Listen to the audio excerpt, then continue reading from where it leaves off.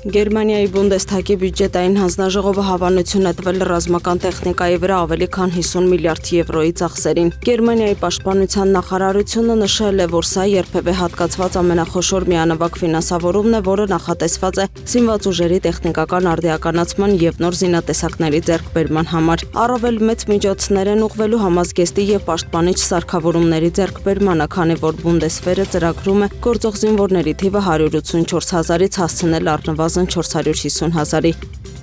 Եվրամիությունը մինչև 2027 թվականի աշունը ամբողջությամբ կհրաժարվի ռուսական գազի ներմուծումից։ Եվրախորհրդարանն ընդունել է համապատասխան օրենքը ձայների բացարձակ մեծամասնությամբ։ Օրենքի ընդունումը ազդանշան է, որ Եվրոպան այլևս կախված չի լինի ռուսական գազից, ինչը պատմական շրջադարձ է ԵՄ էներգետիկ քաղաքականության համար։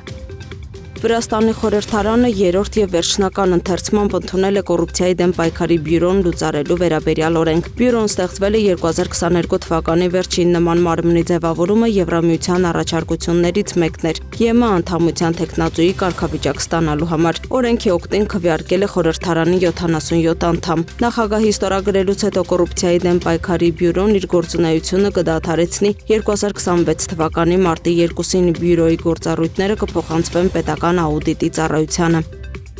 Միացյալ Նահանգների զինված ուժերը Խաղաղ օվկիանոսի արևելյան մասում հարվածել են թմրանյութերի մաքսանենգության մեջ կասկածվող նավի, հաղորդում է Միացյալ Նահանգների հարավային հրամանատարությունը։ Հարվածի հետևանքով զոհվել է 4 մարդ։ Միացյալ Նահանգների զինծառայողներից ոչ ոք չի տուժել։ Հարավային նիզակ գործողության համատեղ աշխատանքային խումբը հարվածը հասցրել է պատերազմի նախարար Պիտեր Հեքսեթի հրահանգով։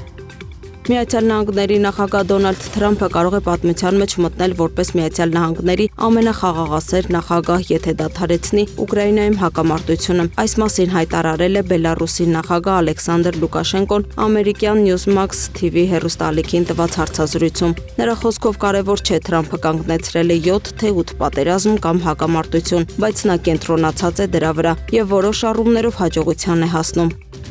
Կամբոջայի հետ սահմանային հակամարտության ընթացքում թայլանդցի զինծառայողների շրջանում զոհերի թիվը 19-ից հասել է 21-ի, հայտնել է Թայլանդի թագավորական բանակը։ Նրանց տվյալներով Սիսակետ և Սակաեո նահանգներում ռազմական գործողությունների ժամանակ սկզբում զոհվել է 2 թայլանդցի զինծառայող։ Կամբոջական զորքերը սկսել են հրետակոծել սահմանային գոտում գտնվող իրենց դիրքերը։ Թայլանդի ռազմաօդային ուժերը պատասխանել են հարձակվելով Կամբոջայի ռազմական ենթակառուցվածքների վրա։ Կամբոջան հակամարտության ընթացքում որևէ մշտական կորուստ չի հայտնել, սակայն թայլանդական կողմի տվյալներով բախումների ժամանակ զոհվել է ավելի քան 200 կամբոջացի զինվոր։ Զոհվել է նաև 15 խաղաղ բնակիչ։